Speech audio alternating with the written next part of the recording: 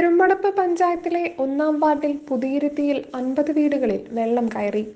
പെരുമ്പടപ്പ് ഗ്രാമപഞ്ചായത്തിലെ 1-ാം വാർഡിൽ പുതിയിരുത്തിയിൽ കഴിഞ്ഞ ദിവസങ്ങളിലായി പെയ്ത ശക്തമായ മഴയിൽ 50 വീടുകളിൽ വെള്ളം കയറി.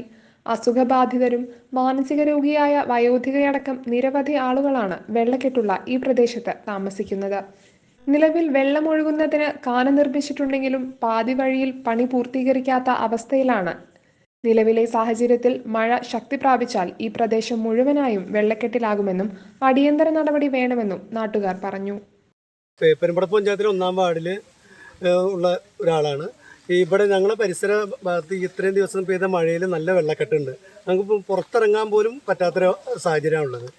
അപ്പോൾ ഞങ്ങൾ ഈ പഞ്ചായത്ത് അധികൃതരെയും മറ്റേ വില്ലേജ് ഓഫീസറെ എല്ലാവരെയും അറിയിച്ചിരുന്നു, തഹസിൽദാറിനെ എല്ലാവരെയും അറിയിച്ചിരുന്നു. പക്ഷേ ആരും ഇതുവരെയായിട്ടൊരു നടപടി കൊടുത്തിട്ടില്ല.